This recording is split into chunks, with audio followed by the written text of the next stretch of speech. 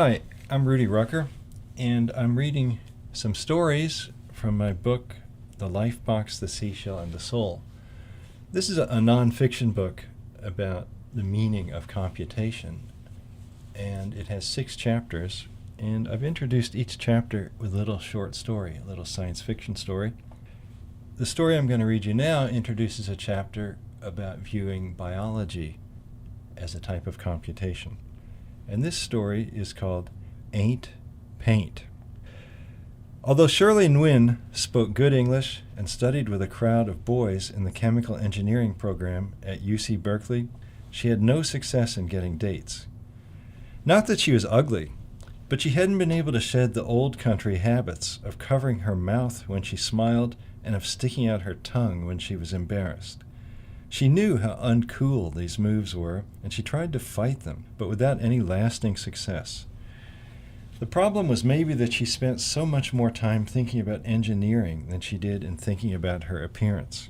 In short, to Westerners and assimilated Asians, Shirley came across as a geek, so much so that she ended up spending every weekend night studying in her parents' apartment on Shattuck Avenue, while the rest of her family worked downstairs in the faux noodle parlor they ran.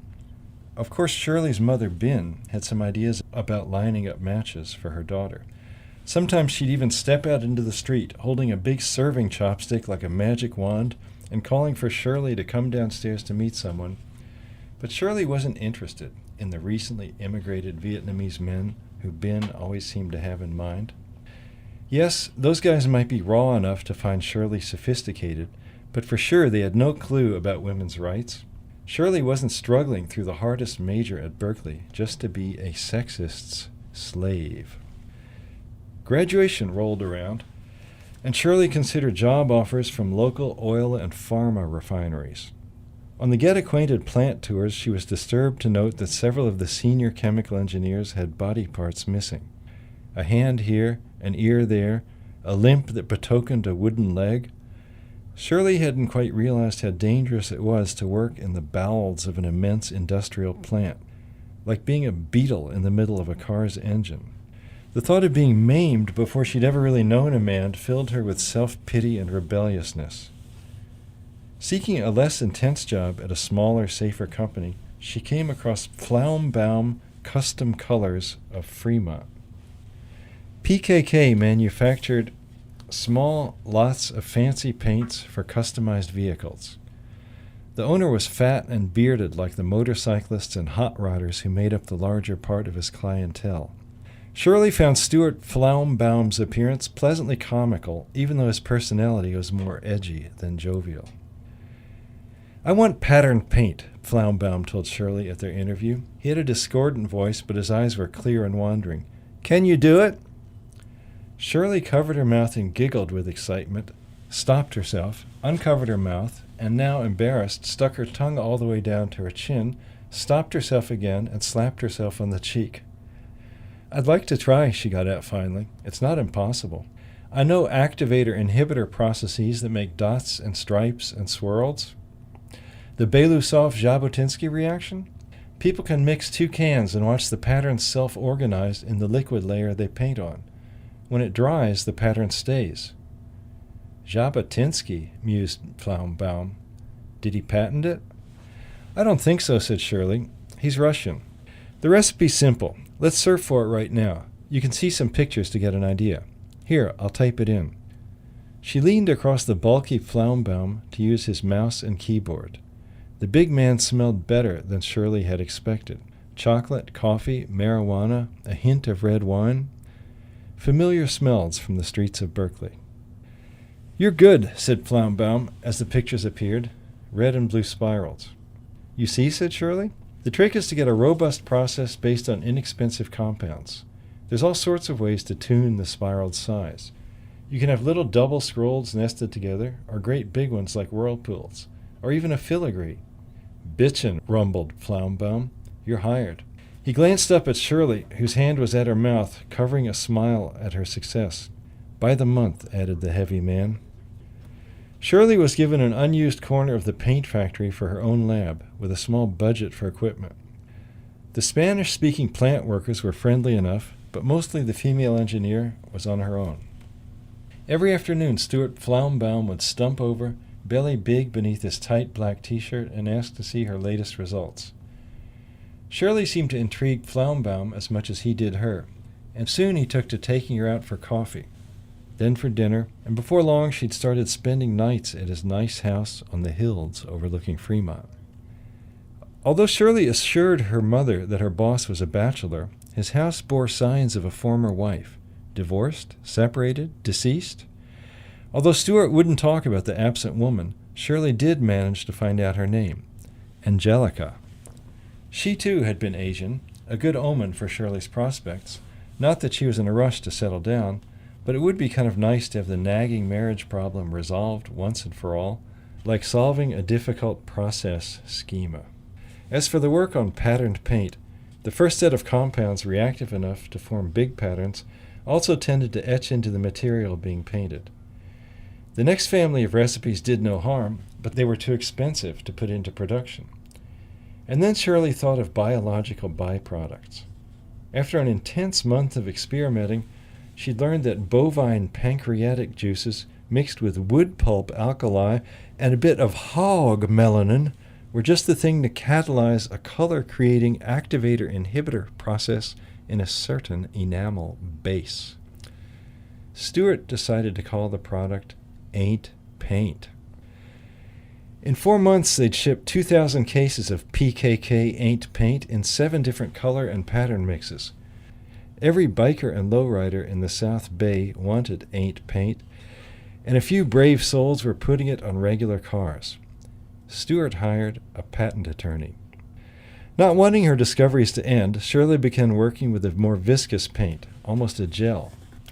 In the enhanced thickness of this stuff, her reactions polymerized, wrinkled up, and formed amazing embossed patterns, thorns and elephant trunks, and, if you tweaked it just right, puckers that looked like alien Yoda faces. Aint Paint 3D sold even better than Aint Paint Classic. They made the national news, and Flaumbaum Custom Colors couldn't keep up with the orders. Stuart quickly swung a deal with a Taiwanese novelty company called Global Bong. He got good money, but as soon as the ink on the contract was dry, Global Bong wanted to close the Fremont plant and relocate Shirley to China, which was the last place on earth she wanted to be. So Shirley quit her job and continued her researches in Stuart's basement, which turned out not to be all that good a move. With no job to go to, Flaumbaum was really hitting the drugs and alcohol, and from time to time he was rather sexist and abusive. Shirley put up with it for now, but she was getting uneasy. Stuart never talked about marriage anymore.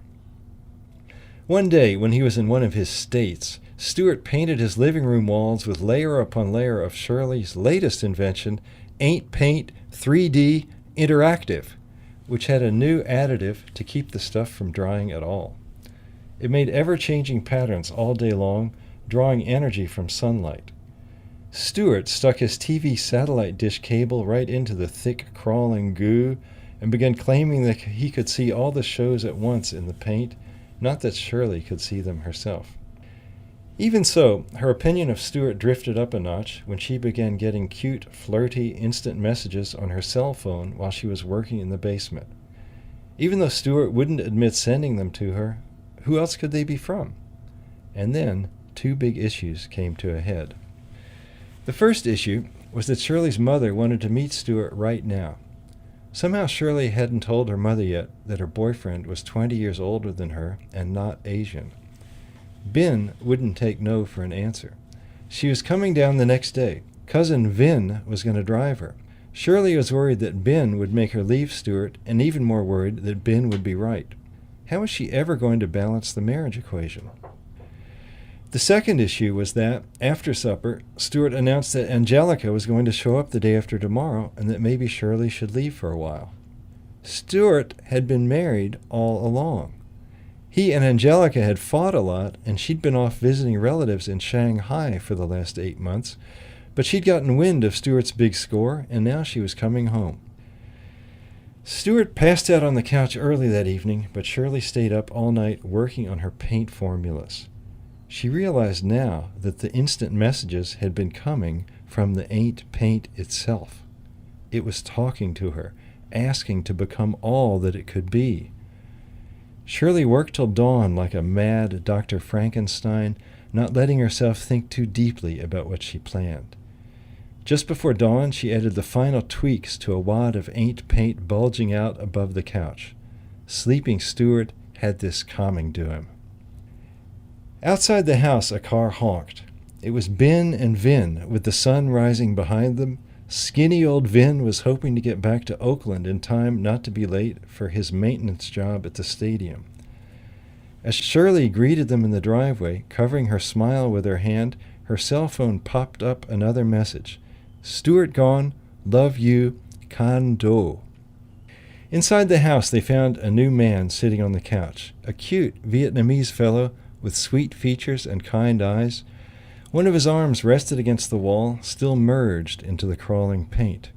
He was wearing Stuart's silk robe. Shirley stuck her tongue out so far it touched her chin. The new man didn't mind.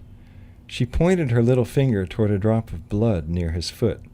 His big toe spread like putty, just long enough to soak the spot up. And then the new man pulled his arm free from the wall and took Shirley's hand. "I'm Con Do," he told Shirley's mother. "We're engaged to be married, and we're moving to Berkeley today."